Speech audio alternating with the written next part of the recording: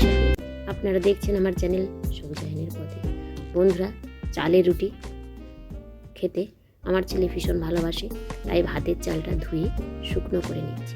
এবার এই চালটা গুঁড়িয়ে আটার মতোভাবে রুটি তৈরি করব।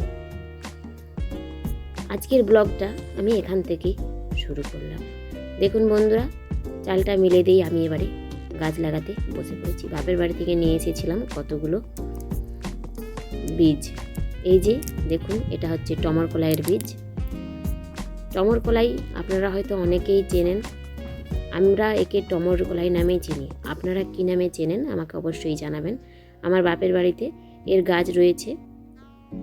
আর দেখুন, নিয়ে এসেছি একটি লাল, ওই যে কালচি খয়েরি বড় বড় বরবটিগুলো হয় না, তার বীজ। আর এগুলো হচ্ছে বনচড়ালের বীজ। ছোটোবেলা থেকেই শুনে এসেছি এই বনচড়ালের গাছ, ধুতরা গাছ, স্নেক প্ল্যান্ট গাছ, এইসব গাছ রাখলে নাকি বাস্তুতে সাপ আসে না। তাই আমার বাপের বাড়ির বাস্তুতে অনেক রকমের গাছ রয়েছে। এই যে দেখুন, টমর কলাইয়ের গাছটি আমার বৌদি লাগিয়ে রেখেছে তার বাড়ির একদম পাশে।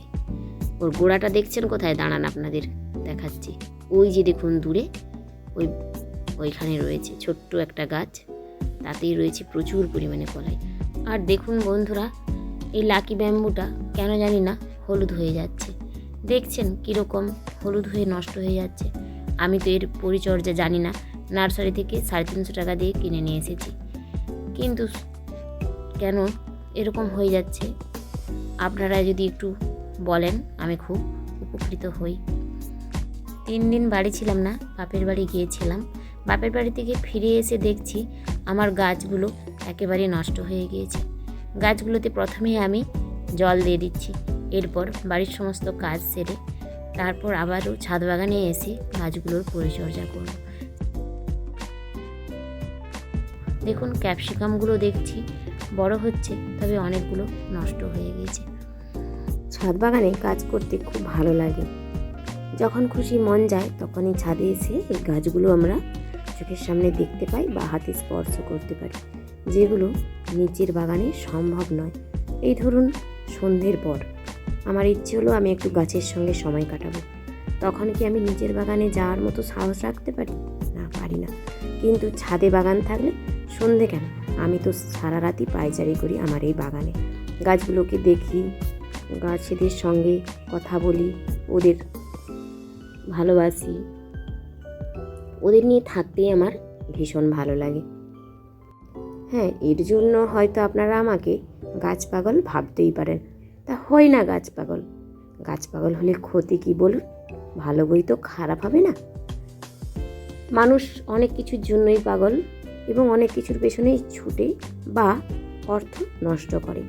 আমি না হয় আমার উপার্জনের যেটুকু অর্থ সেটুকু না হয় গাছেদের পিছনেই দিই।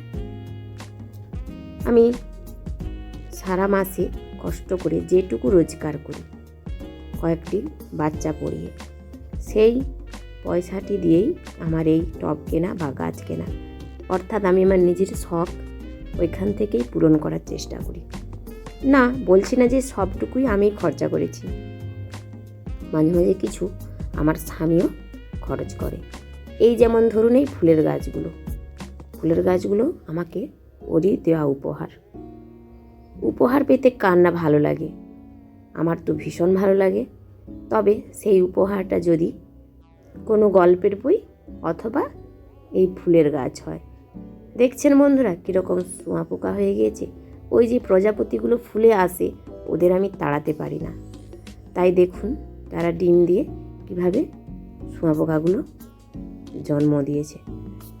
প্রকৃতির প্রত্যেকটি জিনিসই প্রয়োজন, কিন্তু আবারও আমার এই গাছগুলোকে নষ্ট করে দিচ্ছে। আর আমি যদি আমার স্বামীকে বলি কিছু তো একটা ওষুধ এনে দাও, আমি দেব, আমাকে তখন একটাই কথা বলে, ওরাও থাক না, ওদেরকেও তো কিছু খেতে হবে।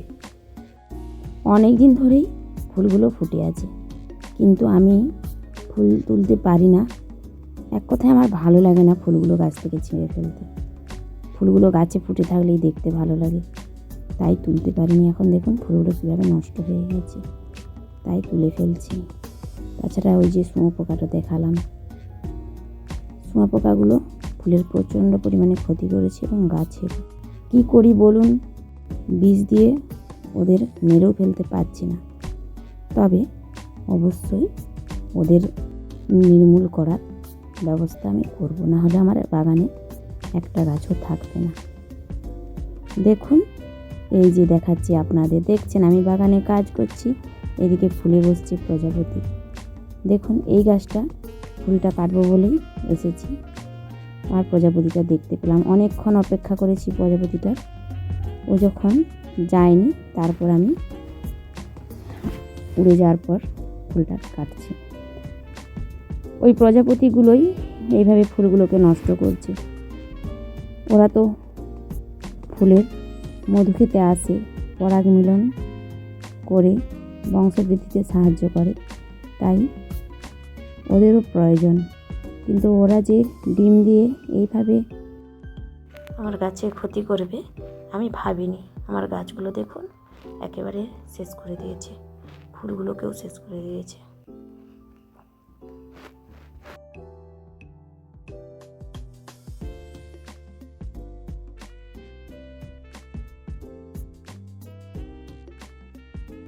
আচ্ছা বন্ধুরা, এটা কি চন্দ্রমল্লিকার বীজ? এগুলো ছড়ালেই কি আবারও নতুন গাছ হবে? আমি তো জানি না।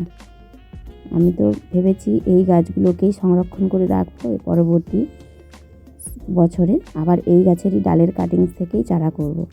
বীজ থেকেও কি হয় জানলে আপনারা অবশ্যই আমাকে কমেন্ট করে জানাবেন। ডালিয়াগুলোও দেখছি এবারে নষ্ট হয়ে যাচ্ছে। অনেক দিনই ফুটেছে ডালিয়াগুলো, খুব সুন্দর ছিল। দেখুন, এদিকে সালভিয়ারও অবস্থা খারাপ। আর স্ট্রবেরিগুলো দেখেছেন শুঁয়োপোকাতে কী অবস্থা করেছে? এই জন্যই আমি আজকে বাগানের পিছনে এত পরিশ্রম দিচ্ছি। 3 দিনে যে বাগানটা এরকম নষ্ট হবে আমি ভাবতে পারিনি। আমার স্ট্রবেরি গাছগুলো একেবারে শেষ হয়ে গিয়েছে।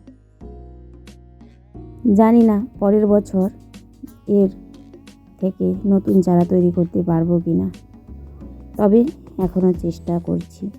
যদিও একটা দুটো গাছ থেকে তা থেকে নতুন চারা তৈরি করতে পারি, অথবা নার্সারিতে আবারও খোঁজ করব পাওয়া যায় কি না। এই গাছটা দেখছি এখনও ফুল দিচ্ছে, হয়তো একটা দুটো স্ট্রবেরি এখনও হতেও পারে, তবে মনে হয় না আর পাওয়া যাবে।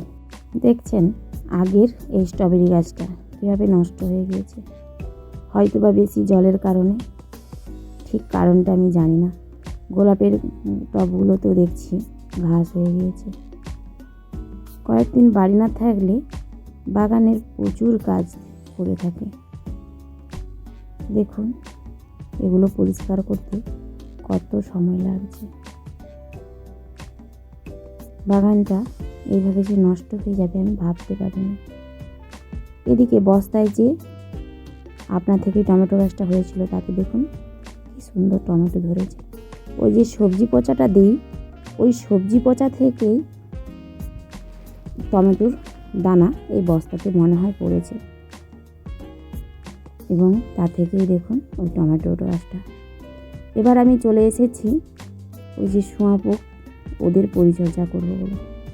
কীভাবে ওদেরকে নষ্ট করা যায় সেই ভাবনাই ভাবছি এখন। হ্যাঁ, হয়তো এভাবে প্রাণের হত্যা করার মন নেই, যে কোনো প্রাণীকে মেরে ফেলতে ইচ্ছে হয় না, কিন্তু কী করব বলুন। গাছগুলোকে ভালো রাখতে গেলে আমাকে তো এটা করতেই হবে।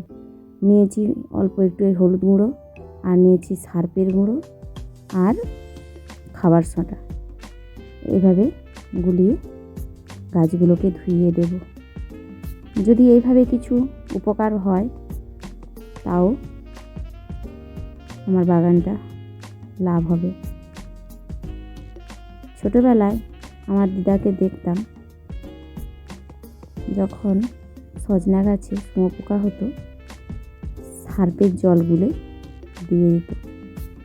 সেই অভিজ্ঞতা থেকেই আমিও গাছে শুঁয়োপোকা হলে সার্ফের জল দিয়ে দিই। আমাদের এখানে প্রায় প্রত্যেকেরই বাড়িতে একটা দুটো করে সজনে ডাঁটার গাছ লাগানো থাকে। আর ওই সজনে ডাঁটার গাছে প্রচুর পরিমাণে শুঁয়োপোকা হয়। তখন সেই শুঁয়োপোকাগুলোকে সমূলে নষ্ট করার জন্য সার্ফের জলই ব্যবহার করা হয়। দেখুন বাগানটা শেষমেশ ঠিক এরকম লাগছে। হ্যাঁ, অনেক ফুল নষ্ট হয়ে গিয়েছে, তবে এখনও অনেকগুলো ফুল বেঁচেও রয়েছে। আজকের মতো আমার ভিডিওটি এখানেই শেষ করছি। আমার ভিডিওটি যদি আপনাদের ভালো লেগে থাকে তাহলে আমাকে অবশ্যই কমেন্ট করে জানাবেন। আমার চ্যানেলটিকে সাবস্ক্রাইব করে আমার পাশে থাকবেন এবং ছোট্ট একটি লাইক করে দেবেন। আপনারা সবাই ভালো থাকবেন, সুস্থ থাকবেন, সবুজের সঙ্গে থাকবেন। ধন্যবাদ।